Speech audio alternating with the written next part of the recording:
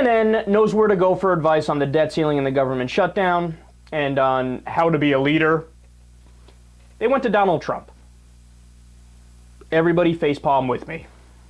Trump, when you look at John Boehner and Barack Obama as businessmen, putting aside your clear leaning towards Republicans, but just a straightforward businessman, there seems to be a real problem there, the way both of them conduct business. John Boehner hasn't got control of his party. The president won't negotiate in a way that people think he should do.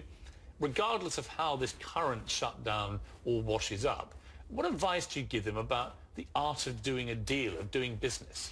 Well, I think one of the biggest problems they have, they don't like each other. When you don't like each other, it's very hard to make a deal. And you understand that. It's common sense. But they don't like each other. There's tremendous animosity. And I see it. I mean, when I watch them, I know John Boehner, and I like him. He's actually a good man. He's working very, very hard. And he's got probably the second most difficult job. I mean, he has got some tough job.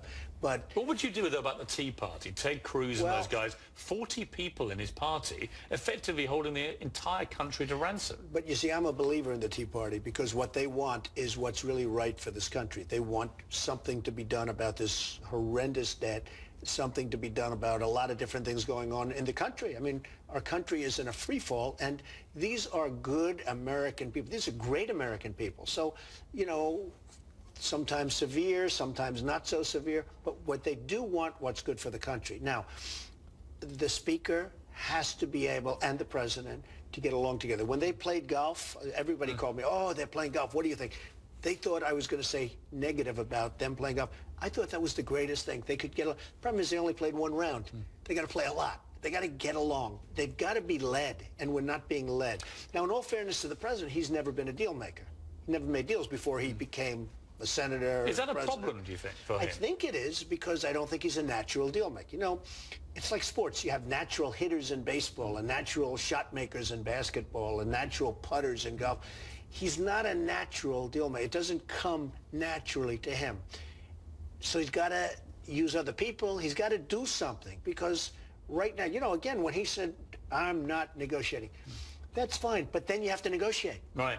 In other words, say it. You can say it to the world, but then you got to negotiate. When he says it, he doesn't negotiate. There's so much to break down there. These guys, Piers Morgan and obviously Donald Trump, they don't know what they're talking about. It's so obvious. Like, when you talk about the debt ceiling issue and the government shutdown, there are a lot of facts and details to bring up, right? You want to, you know, you can talk about, well, hey, the WIC program is being affected, which is nutrition for mothers and children. Or you can say, hey, the veterans are being affected in these specific ways. Or you could say the FDA isn't doing food inspections, the EPA isn't doing their job, you have hundreds of thousands of furloughs, yada, yada.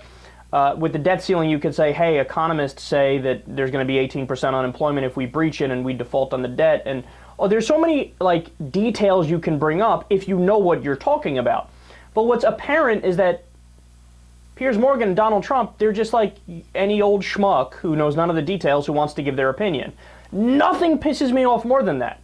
People who don't know anything, but they're like, I need my voice heard. But you don't know any of the details, so why would we hear you out? You're just giving an opinion. Who cares about your opinion unless it's backed up by evidence and data? Now, they go, oh, the president won't negotiate. When people say this, it's gotten to the point I want to bang my head against the wall.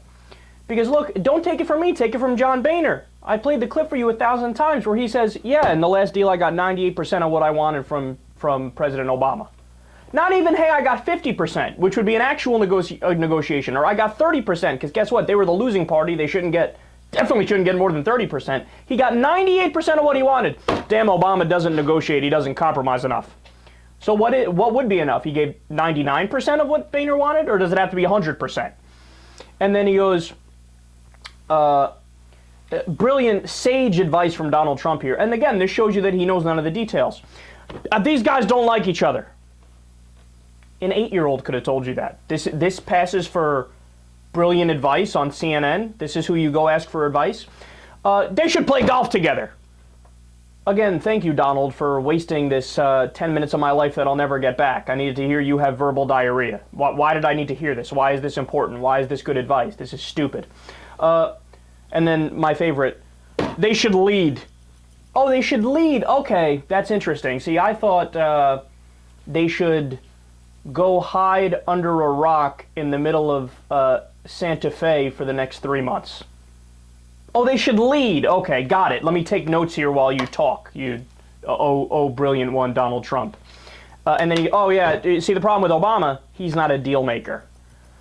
Okay, government is not business. I've made this point so many times repeatedly. Government is there specifically to do all the things which business cannot do, which they are too greedy to do, where the profit motive does not work. Government is there to take certain things off of the table. It is the opposite of business. It should be a bulwark against business. It should regulate business, right?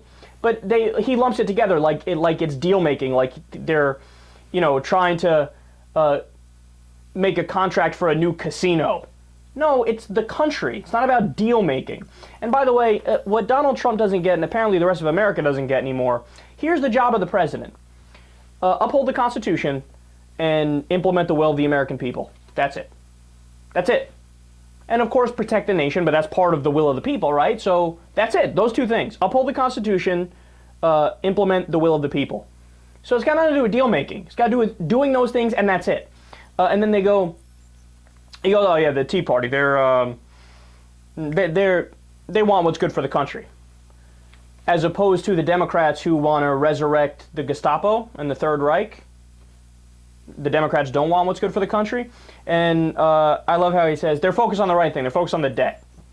If I'm getting so fed up with debt mongers that I don't know how many times I could say the same thing repeatedly.